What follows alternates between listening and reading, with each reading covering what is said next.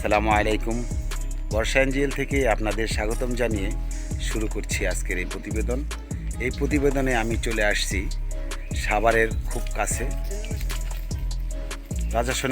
পশ্চিম রাজাসনের ৮ নং ওয়ার্ডের পশ্চিম পাড়ায় আছি। এখন আমি আসছি লোকের ছেলে, নিজেও একজন কৃষক, দীর্ঘদিন প্রবাসী আসছিলেন। ওখান থেকে এসে সে নতুন করে কিভাবে তার এই সংসার আদিটা পরিচালনা করতেছেন, কিভাবে সে চলতেছেন, ভাইয়ের সঙ্গে একটু আমরা কথা বলবো। চলেন যাই একটু কথা বলি। আসসালামু আলাইকুম। ওয়ালাইকুম আসসালাম রহমতুল্লাহ বারাকাতুহু। ভাই, আপনার নামটা যদি বলতেন একটু। আমার নাম মুসলিম উদ্দিন। এটা কোন এলাকায় আছেন আপনি একটু বলতেন? পশ্চিমপাড়া। পশ্চিমপাড়া, তো সাভারের ভিতরে, সাভারের। সাভারের ৮ নং ওয়ার্ডের ভিতরে আছেন। সাভার। লোক মারফতে জানতে পারলাম যে আপনি একটা ছোট্ট ছাগলের ফার্ম করেছেন, খামার করেছেন। এই খামারের কতটুকু পেছনের গল্পটা যদি আপনারা আমাদের জানাতেন। আমি ভাই প্রবাসে ছিলাম, সৌদি আরবে ছিলাম। সৌদি আরবে আমার ওখানে অনেকগুলা ছাগল ছিল, কানাম বলে আর কি। তো এই দেশি ছাগলের মতো আছে। তো এইগুলা লালন পালন আমি করতাম। 2 বছর ওখানে আমি ছিলাম। তো দেখলাম মোটামুটি ওটির মধ্যে লাভ। তো এই সাভার আইসে আমি, আমার দেশের বাড়ি হলো সিঙ্গার থানা।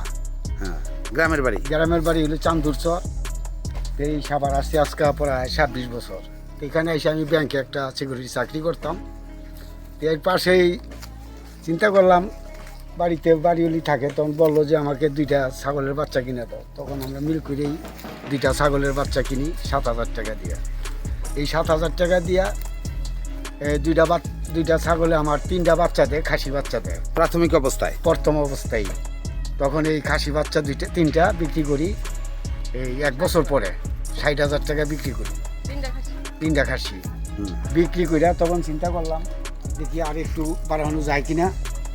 তখন 2টা কিনলাম, এই দামুর বাছুর কিনলাম। 2টা কিনলাম। কেনার পরে একটা বাছুর আবার 20,000 টাকা লাভে 3 মাস পর বিক্রি করে ফেলাইলাম। আরেকটা বাছুর রেখে দিছি, তালাই দিলে ওইটা এই 2 বছর পাললাম। পালার পরে এখন বিয়েছে, গাই হয়েছে। তাতে আমার যেই দুধ হয়, সকালে 5 কেজি হয়, বিকালে 2 কেজি হয়। মাশাআল্লাহ মাশাআল্লাহ। তারপরে এই গরু যে আপনি এটার খানা কি দেন? খানা দিই আমি সকালে যাই, সকালে যেই ঘাস কাটি, ঘাস 2 বোঝা ঘাস কেটে দিই। তারপরে বাড়ির থেকে ওই মার আনি, ভাতের মা। আশেপাশের যে বাসা আছে এখানে, বাড়িতে কিংবা ওখানে আমি বান্ড দিয়ে আসি, যে আমি ওখান থেকে এই খানাগুলো আনি না কিছু ভুসি মিলাইয়া এটিরে আমি খাওয়ান। এমনি কি পাশাপাশি কি আপনার কাঁচা ঘাসের পাশাপাশি কি ভুসি খাওয়ান নাকি? হালকা কিছু ভুসি খাওয়াই ওই ফ্যানের সাথে মিশাইয়া বিকেলের দিকে যে ওই খাওয়ান আর কি। তা আপনি ভাই, এই যে দীর্ঘদিন যাবৎ আপনি এই যে ছাগলের যে এটা খামারটা করছেন ছোট মোটো ভাবে, এই খামারে আপনার কি ধরনের মাসিক বা বছরিক আয়? আমি মনে করেন বছরে যে আমার যে বাচ্চা বা বিক্রি করি, আমার 1.5 লাখ টাকা বিক্রি আসে মাসে ছাগলে। বছরে 1.5 লাখ টাকা আসে। তারপর গরুর দুধ আসে প্রায় 1 লাখের মতো। ওই যে বাছুরটা হয় এটাও মাসে বছরে 1 লাখ টাকা বিক্রি করা যায়। তাতে বছরে আমার 3 লাখ 3.5 লাখ টাকার মতো ইনকাম করা যায়। তো এই টাকার ভিতরে আপনার চলাচল। আপনার সংসারে সদস্য কয়জন আছে? সদস্য এখন আমরা 3 জন আছি। একটা মেয়ে আমার ভার্সিটিতে লেখাপড়া করে, আর আমি আর আমার ওয়াইফ আছি আর কি। আপনারা 2 জনে আছেন এখানে কর্মরত অবস্থায়। তো আপনি যে প্রতিদিন ঘাস আইনা দেন, মার আইনা দেন মাসের বাড়ি থেকে, তো ম্যাডাম কি করে? ম্যাডামও আমার সাথে সহযোগিতা করে। উনি যে ঘরের পরিষ্কার পরিচ্ছন্নতা রাখে, এই বিছনাপাতি আছে, এটিরে ধোয়া পালকা করতে হয়। ছাগলের অবশিষ্ট যে পায়খানা প্রস্রাব এগুলা পরিষ্কার করে প্রতিদিন, তার দায়িত্ব এটা। তা আপনার এখন কতটি ছাগল আছে? এখন 20-22টার মতন আছে আর কি। আর 4টা গাভিন আছে, হয়তো এই সপ্তাহের মধ্যেই একটা বিয়েছে, হয়তো এই সপ্তাহের মধ্যে আর 4টা বিয়েইব। মানে একটা প্রত্যেক মাসে কি রুলিং থাকে বিয়ানোর মতো? জি, বছরে 2 বিয়ান দেয় আর কি এক একটা ছাগল তো আছে মোটামুটি মাশাআল্লাহ আপনার। হয় এখন আছে গাভিন আছে 3টা আছে গাভিন, 4টা আছে গাভিন, আর এখন একটা বিয়ে হয়েছে আর 3টা মনে হয় এই সপ্তাহে বিয়ে হইব। তো খাসি আছে কয়টা আপনি কয় খাসি পিস আছে 5টা। 5টা খাসি আছে। জি। এটা কি কবে কিভাবে বিক্রি এটা করবেন? কুরবানির মধ্যে বিক্রি করলে মনে করি একটা খাসি আমার 20-22 হাজার টাকা করে যাবে ইনশাল্লাহ। ইনশাল্লাহ যাবে। এখন এই আমার একটা ছাগল কালকা বিকালে বিয়ে হয়েছে, ডেলিভারি হয়েছে? ডেলিভারি হয়েছে, 2টা বাচ্চা হয়েছে, একটা খাসি বাচ্চা, একটা চলেন দেখি পাটি একটু। বাচ্চা। মাশাআল্লাহ দাঁড়াইতেছে। হ্যাঁ,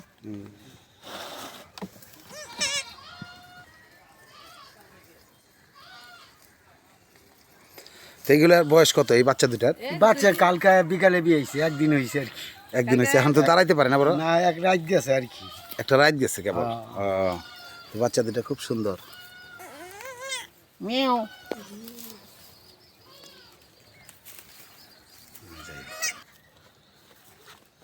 আচ্ছা মুসলিম ভাই, আপনার এই ছাগলে যে যেভাবে আপনি ঘাসগুলা বাইন্দা দিচ্ছেন, এভাবে অন্যভাবেও তো মানুষ দেয় ঘাস দিয়ে, এইভাবে বাইন্দা দেওয়ার নিয়মটা কি কারণে এটা বানলেন বুঝাইবেন একটু? এইভাবে বাইন্দা, এইভাবে দিলে গাছগুলা সুন্দর মতো খাইতে পারে, নষ্ট হয় কম। কম পড়ে যায়। ছাগলে তো মনে করেন আমরা জানি ছাগলে খালি শুধু আগা খায়, গোড়া খায় কম। কিন্তু আমার এই ছাগলগুলো এমন যে যে কোনো গাছ দিব ইনশাল্লাহ সবগুলোই খাইব, সব খাবে। সব খাইব। তারপরে বাকিগুলা যেটি থাকে এটি থুবাই নিয়ে আবার গরু দিই। আপনার ভিতরের গরু যে আছে, গরু আছে, যে গাবিটা আছে ওই গাবিটা গাভীরে দিই।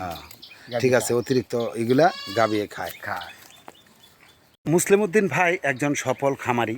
উনি অল্প নিয়ে, যেমন মনে করেন 2টা ছাগল দিয়ে শুরু করে এখন তার প্রতি বছর প্রায় 20-22টা ছাগল বিক্রি করেন, খাসি হিসাবে বিক্রি করেন। তো এভাবেই তার সংসার আদি চলে। পার্শ্ববর্তী একটা গাবি আছে তার, উনি গাবি থেকেও আপনার তার নিজ মুখ থেকে শুনতে পাইলেন যে 5 থেকে 8 কেজি দুধ হয় দুই বেলায়। এতে তার সংসার খুব সুন্দরভাবেই চলে।